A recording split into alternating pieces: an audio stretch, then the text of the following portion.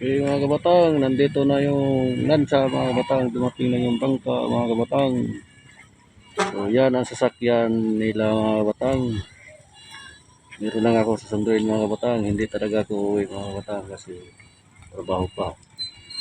Ito yung bangka mga kabatang na patungo Socorro at Dapa. So nagsakay na sila mga kabatang.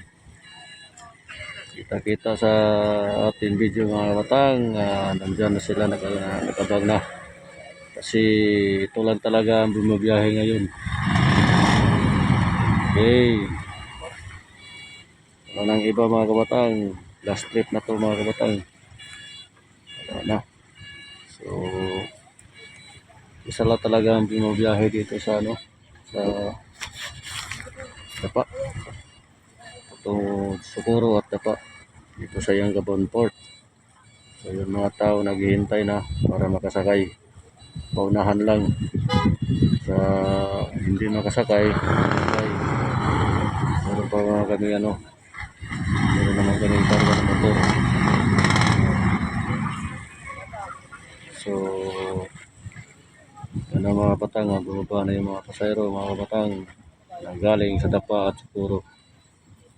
So, makikita natin sa video mga batang. Busy-busy talaga sila.